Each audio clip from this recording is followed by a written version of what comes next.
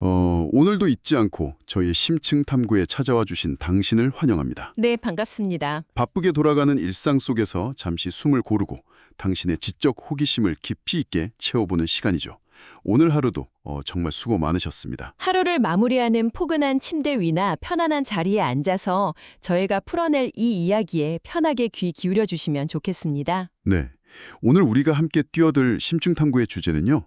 바로 메타버스와 신대륙, 즉 디지털 콜럼버스가 발견할 세상입니다. 신대륙이라는 표현이 아주 흥미롭네요. 그렇죠. 사실 메타버스라는 단어 한동안 뉴스나 미디어에서 너무 많이 들어서 약간 피로감을 느끼시는 분들도 분명 계실 텐데요. 맞아요. 좀 식상하다고 생각하실 수도 있죠. 네. 하지만 오늘 저희가 살펴볼 자료들은 당신이 이 가상세계를 바라보는 시각을 완전히 뒤집어 놓을지도 모릅니다. 오늘 테이블 위에는 아주 묵직한 세 가지 출처가 놓여 있거든요. 네, Future Today Institute, 즉 FTSG의 2025 기술 트렌드 보고서가 있고요. 또 코넬 대학교 에스왈르 S 프라사드 교수의 저서 화폐의 미래를 함께 볼 겁니다. 거기다가 한국콘텐츠진흥원 코카의 메타버스 관련 심층 보고서까지 펼쳐놓고 분석을 해볼 텐데요. 자료들이 아주 탄탄합니다. 네, 이번 탐구의 미션은요. 단순한 가상현실을 넘어서 현실과 융합되는 이 진정한 메타버스가 어떻게 새로운 경제 대륙이 되고 있는지 파헤쳐보는 겁니다. 그리고 더 나아가서 네. 그 안에서 우리가 쓰게 될 새로운 돈, 즉 디지털 화폐가 우리의 자유와 프라이버시에 어떤 무서운 모순을 가져올지도 아주 깊게 들여다볼 예정입니다. 맞습니다. 아주 중요한 포인트죠. 자, 그럼 본격적으로 시작해볼까요?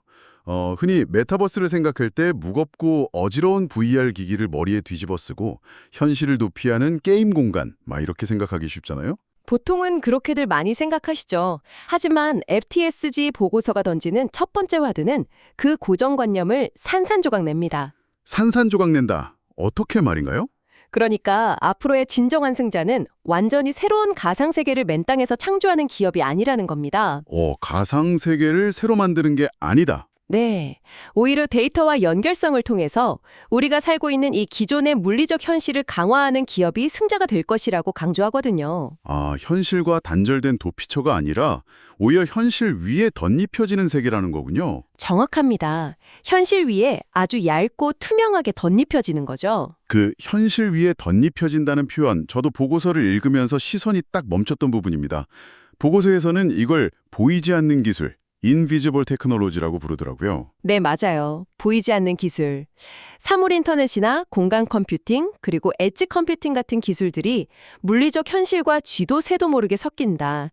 그래서 거대한 디지털 레이어가 형성된다는 건데요. 그렇죠. 근데 사실 공간 컴퓨팅이나 엣지 컴퓨팅 이런 단어가 우리가 일상적으로 막 쓰는 말은 아니잖아요. 네, 조금 낯설 수 있죠. 이 기술들이 구체적으로 어떻게 그 보이지 않는 막을 형성한다는 건지 좀 궁금합니다. 아주 중요한 질문인데요. 기술이 보이지 않게 되려면 기본적으로 속도와 인식의 한계를 넘어서야 하거든요. 예를 들어서 엣지 컴퓨팅을 한번 생각해 보죠. 네, 엣지 컴퓨팅. 과거에는 우리가 스마트폰으로 어떤 명령을 내리면 그 데이터가 저 멀리 있는 거대한 중앙 클라우드 서버까지 갔다가 다시 돌아와야 했습니다. 시간이 꽤 걸렸겠네요. 필연적으로 지연, 그러니까 렉이 발생할 수밖에 없죠. 하지만 엣지 컴퓨팅은 데이터 처리를 중앙 서버로 다 보내지 않아요. 안 보낸다고요? 네, 사용자와 가장 가까운 기기, 즉 네트워크의 가장자리, 엣지에서 바로 실시간으로 처리해버립니다. 아하, 그래서 엣지군요. 맞습니다. 당신이 길을 걸어가면서 스마트 글래스를 쓰거나 아니면 그냥 스마트폰 카메라를 딱 켰을 때 네네. 눈앞의 상점 정보나 길 안내 그래픽이 현실 풍경 위에 0.1초의 지연도 없이 완벽하게 겹쳐 보이잖아요. 그게 바로 이 엣지 컴퓨팅과 공간 컴퓨팅이 결합된 덕분입니다. 와, 거추장스러운 장비가 없어도 일상 공간 자체가 끊김없는 거대한 인터페이스로 변하는 거네요. 그렇죠.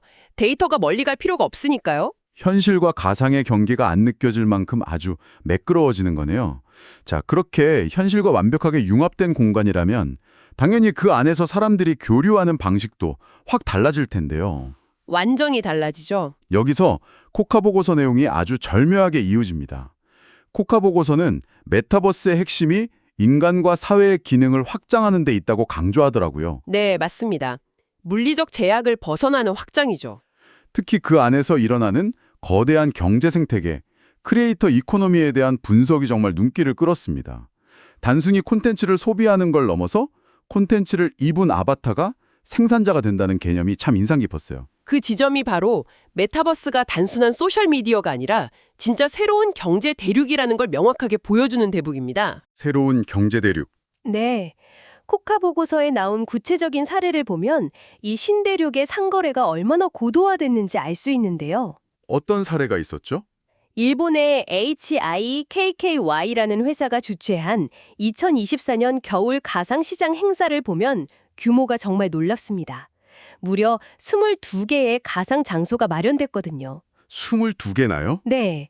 전 세계에서 접속한 아바타들이 거기서 3D 아이템, 의상, 심지어 아바타 모델 그 자체를 아주 활발하게 사고 팔았습니다. 그냥 게임 속 장터 수준이 아니네요. 절대 아니죠. 여기서 핵심은 이 거래들이 게임 머니로 끝나는 게 아니라 현실의 경제적 부로 직결된다는 겁니다. 맞아요. 그리고 에픽게임즈의 사례도 정말 흥미로웠습니다.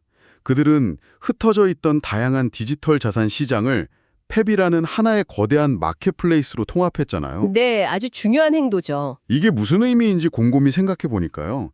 과거에는 어떤 크리에이터가 진짜 멋진 3D 재킷을 하나 만들었어도 특정 게임 안에서만 팔 수 있었거든요. 호환이 안 됐으니까요. 그렇죠. 근데 펩처럼 시장이 통합되고 블록체인 기반 기술이 적용되면 내가 만든 그 디지털 재킷을 여러 메타버스 플랫폼에서 공통으로 입을 수 있게 호환성이 생기는 거잖아요. 맞습니다. 소유권과 거래 내역도 아주 투명하게 증명되고요. 누구나 아이디어만 있으면 디지털 재화를 만들어서 팔 수 있는 진정한 의미의 글로벌 무역항이 활짝 열린 셈입니다. 시장이 그렇게 통합되고 거래 단위가 현실과 직결된다는 건 가상 경제를 뒷받침할 인프라가 완전히 새로운 차원으로 진화해야 한다는 걸 뜻합니다. 어마어마한 인프라가 필요하겠네요. 수백만 명의 아바타가 국경 없이 실시간으로 3D 아이템을 사고 팔고 크리에이터들이 수익을 정산받으려면 그 대륙에 걸맞는 금융 시스템이 필수적이니까요. 아, 금융 시스템. 그 말씀을 들으니까 자연스럽게 다음 질문으로 넘어가게 되네요. 이 엄청난 규모의 글로벌 무역이 일어나는 신대륙에서 사람들은 과연 어떤 돈을 쓰게 될까요? 화폐의 패러다임이 바뀌는 거죠. 네. 프라사드 교수의 저서 화폐의 미래를 보면요. 우리가 알던 그 물리적인 돈, 즉 현금의 시대가 어떻게 저물어가고 있는지 아주 냉정한 데이터로 보여줍니다. 통계가 아주 극적이더라고요. 맞아요. 미국의 경우 2015년에서 2019년 사이 불과 4년 만에 소비자 결제 중 현금 비율이 33%에서 26%로 급감했습니다. 중국은 훨씬 더 아니 극적이에요. 중국은 이미 현금이 거의 사라지고 있죠. 네, 이미 포스기기 거래의 절반 이상을 모바일이나 디지털 지갑이 차지하고 있고 현금 결제는 겨우 4분의 1에 불과하다고 합니다. 우리가 일상에서도 매일 느끼는 변화잖아요. 요즘 지갑에 현금 들고 다니는 분들 별로 없으니까요. 그렇죠. 그런데 이 현금의 빈자리를 초기에 메우려고 했던 건 국가가 아니라 민간 영역이었습니다. 아, 비트코인 같은 암호화폐요? 맞습니다. 비트코인에 위시한 암호화폐들이 탈중앙화 그리고 완벽한 익명성을 내세우면서 화려하게 등장했죠. 국경 없는 메타버스에 딱 맞는 돈처럼 보였습니다. 네, 저도 한때는 암호화폐가 진짜 미래의 돈이 될 거라고 생각한 적이 있었거든요. 많은 분들이 그렇게 생각하셨죠. 하지만 프라사드 교수는 책에서 암호화폐가 안정적인 교환 수단으로서의 화폐 역할을 수행하는데 철저히 실패했다고 분석합니다. 돌아보면 정말 바람 잘 날이 없긴 했어요. 수백만 달러 규모의 거래소 해킹 사건도 심심찮게 터졌고요. 무엇보다 가격 변동성이 너무 컸죠. 네, 오늘 다르고 내일 다르니까요. 변동성 문제는 화폐로서 아주 치명적인 결함입니다. 일론 머스크의 트윗 한 줄에 그 농담처럼 만들어진 밈코인, 도지코인의 시가총액이 순식간에 900만 달러를 넘어서기도 했고요. 아, 맞아요. 도지코인. 극심한 투기랑 가격 조작이 일상처럼 벌어졌습니다. 어제 커피 한 잔 살 수 있었던 돈이 오늘은 절반 가치로 떨어지는데 어떤 상인이, 어떤 메타버스 플랫폼이 그걸 안정적인 결제 수단으로 채택하겠습니까? 절대 못하죠. 불안해서 어떻게 받겠어요. 게다가 그들이 그토록 자랑하던 익명성조차 환상이었습니다. 익명성이 환상이었다고요? 네, 수사기관들이 블록체인상의 지갑 주소랑 거래소 데이터를 교차 검증해서 범죄에 악용된 비트코인 자금을 다 추적해내고 일당을 검거했잖아요. 아, 기록에다 남아있으니까 추적이 되는군요. 네, 결국 비트코인은 일상적인 화폐가 아니라 그냥 변동성 큰 투기적 자산으로 굳어지고 만 겁니다. 듣고 보니 그러네요. 결국 국가나 중앙은행 입장에서는 안정성도 없고 투기판이 되어버린, 심지어 자금 세탁의 온상이 될 수도 있는 이 시스템을 신대륙의 기축통화로 절대 내버려둘 수 없었겠네요. 당연하죠. 국가의 통제권을 뺏길 수는 없으니까요. 그래서 등장한 게 바로 오늘 우리가 진짜 주목해야 할 중앙은행 디지털 화폐, 즉 CBDC군요. 맞습니다. 근데 이 CBDC는 비트코인 같은 민간 암호화폐랑 근본적으로 어떻게 다른 건가요? 이름 그대로 발권력을 가진 국가의 중앙은행이 직접 발행하고 가치를 보증하는 디지털 화폐입니다. 아, 중앙은행이 직접. 네, 분할 원장 기술을 일부 빌려 쓸 수는 있지만 그 통제권과 장부의 관리 권한은 철저하게 중앙은행에 있습니다. 탈중앙화가 아니라 완벽한 중앙화네요? 그렇죠. 프라사드 교수의 책에 따르면 이 거대한 화폐 패권 전쟁은 이미 전 세계적으로 시작됐습니다. 벌써요? 네, 인구 40만 명에 불과하지만 금융 포용성이 절실했던 바하마는 세계 최초로 샌드달러라는 CBDC를 이미 도입했고요. 바하마가 최초군요. 그리고 인구 15억 명의 중국은 디지털 위안화를 통해서 내부 통제랑 국제 거래망 장악을 동시에 노리고 있습니다. 중국은 워낙 스케일이 크니까. 네, 심지어 복지국가이자 아주 부유한 국가인 스웨덴조차 현금 없는 사활을 주도하면서 이 코로나 개발에 매진하고 있죠. 메타버스라는 새로운 경제 영토의 주도권을 절대 놓치지 않으려는 국가적인 움직임입니다. 아, 참. 당신이 듣고 계신 이야기의 가장 중요한 핵심. 진짜 하이라이트가 바로 여기서부터 시작됩니다. 아주 중요한 부분이죠. 조금만 더 귀를 기울여 주세요. 이 국가가 통제하는 디지털 화폐 CBDC가 메타버스에 전면 도입되면 우리의 삶은 과연 어떻게 변할까요? 이 상황을 피부에 확 와닿게 이해하기 위해서 제가 일상적인 비유를 하나 들어보겠습니다. 네, 들어보죠. 당신이 베트남 나트랑으로 훌쩍 해외여행을 떠났다고 상상해 보세요. 아, 나트랑 좋죠. 네, 공항에서 환전을 하고 밤 10시에 현지 야시장을 걷다가 아주 맛있는 반미 샌드위치를 현금으로 사 먹었습니다. 그리고 기념품으로 예쁜 라탄백도 하나 샀고요. 네네. 자, 이때 그 꼬깃꼬깃한 지폐를 받은 베트남 상인 외에 한국에 있는 정부나 은행이 당신이 나트랑의 어느 골목에서 무엇을 얼마에 샀는지 알 수 있을까요? 절대 알 수 없죠. 절대 불가능합니다. 이것이 바로 우리가 수천 년간 당연하게 누려온 물리적 돈, 현금의 완벽한 익명성입니다. 현금은 거래 기록을 중앙에 남기지 않으니까요. 오직 거래를 주고받은 두 사람 사이의 기억으로만 존재합니다. 그게 현금이 가진 완벽한 프라이버시의 본질이죠. 맞아요. 그런데 우리가 맞이할 메타버스라는 가상현실에 CBDC가 기축통화로 자리 잡는다면 어떨까요? 우선 겉보기에는 기가 막히게 편리할 겁니다. 엄청나게 편리하겠죠. 나트랑 야시장에서처럼 골치 아프게 환율 계산하며 환전할 필요도 없고 결제 수수료도 거의 제로일 테니까요. 국경을 넘나드는 디지털 아이템 결제가 진짜 눈 깜짝할 사이에 이루어질 겁니다. 네. 하지만 이 숨막히는 편리함 뒤에는 아주 섬뜩한 반전이 있습니다. 가상세계의 카페에서 마시는 2달러짜리 디지털 커피 한 잔, 내 아바타에게 입히는 한정판 티셔츠 한 벌을 결제할 때마다 네. 그 모든 거래 내역이 중앙은행의 서버에 실시간으로 그리고 영구적으로 기록된다는 사실입니다. 편리함을 얻는 대신에 내 삶의 모든 소비 궤적이 국가의 장부에 그대로 박제되는 거죠. 바로 그 지점에서 프라사드 교수의 통찰이 아주 날카롭게 빛납니다. 그는 정부가 CBDC를 설계할 때 핵심적으로 요구하는 기능이 바로 거래의 추적성과 감사 가능성이라고 지적하거든요. 추적성과 감사 가능성. 명분은 참 그럴듯하겠어요? 정부의 명분은 언제나 완벽하죠. 자금 세탁을 방지하고 테러 자금 조달을 막고 태세를 원천 차단하겠다는 겁니다. 반대하기 힘든 명분이네요. 네, 그러려면 모든 자금의 꼬리표를 끝까지 추적할 수 있는 원장 시스템이 필수적이니까요. 그래서 프라사드 교수는 책에서 아주 서늘한 경고를 남깁니다. 어떤 경고죠? CBDC가 현금을 대체한다면 상거래에서 익명성의 흔적은 영원히 사라질 것이다 라고요. 영원히 사라질 것이다. 당신이 언제, 어디서, 누구와 어떤 가치를 교환했는지에 대한 방대한 데이터가 고스란히 중앙 권력의 손아귀에 들어간다는 뜻입니다. 익명성의 종말이라. 극강의 편리함을 미끼로 완벽한 프라이버시를 반납해야 하는 이 모순이 정말 두렵게 느껴집니다. FTSG 보고서에서도 이 감시와 통제 문제를 아주 비중 있게 다루고 있지 않나요? 그렇습니다.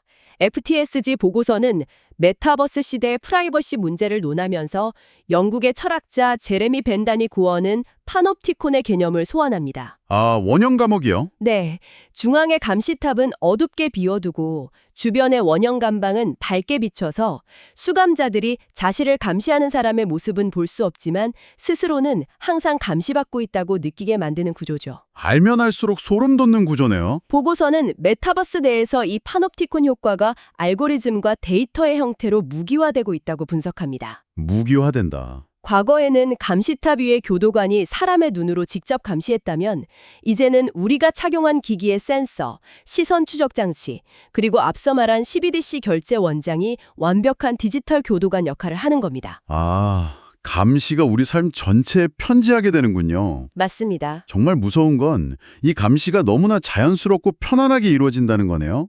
기업들은 내 아바타가 어떤 옷에 시선을 몇 초나 머물렀는지 수집해서 초개인화된 맞춤 광고를 띄우고요. 네. 국부는 내가 어디에 돈을 썼는지를 이런 단위까지 들여다보면서 경제활동을 통제하고요. 결국 우리는 거대 플랫폼 기업과 국가라는 양대 권력이 만들어 놓은 너무 아늑하고 편리해서 차마 빠져나올 생각조차 안 되는 투명한 유리 감옥에 갇히게 되는 셈입니다. 게다가 이런 감시 시스템에 반기를 들거나 규칙을 어기는 개인은 진짜 클릭 한 번으로 모든 경제 활동이 차단될 수도 있습니다. 클릭 한 번으로요? 네, 프로그래밍이 가능한 화폐, 즉 스마트 컨트랙트가 결합된 CBDC는 특정 품목의 구매를 아예 제한하거나 소비 기한을 설정하는 식으로 중앙에서 자금의 용도를 강제할 수도 있거든요. 돈에 꼬리표를 달아서 마음대로 통제한다는 거네요. 그렇죠. 개인의 자율성이 데이터 권력 앞에 철저하게 무력화되는 결과를 낳을 수 있습니다. 자율성의 상실. 우리가 신대륙에서 맞이할 가장 뼈아픈 청구서가 될지도 모르겠네요. 자, 그런데 여기서 우리는 시선을 조금 더 깊은 곳 혹은 어두운 곳으로 돌려봐야 합니다. 네. 지금까지 우리는 완벽하게 연결되고 감시받는 화려한 세상에 대해 이야기했잖아요. 하지만 안타깝게도 이 고도로 발전된 기술 혜택이 모두에게 평등하게 돌아가는 것은 아닙니다. 참 씁쓸한 현실이죠. 신대륙의 편리함조차 누리지 못한 채 철저히 소외되는 사람들의 이야기가 FTSG 보고서에 담겨 있는데요. 저도 이 대목을 읽으면서 마음이 정말 무겁고 시렸습니다. 기술이 가져올 빛이 강할수록 그림자도 짙은 법이니까요. FTSG 보고서는 향후 메타버스가 필연적으로 두 개의 계층으로 나뉜 디지털 사회를 형성할 거라고 아주 강력하게 경고합니다. 두 개의 계층이요?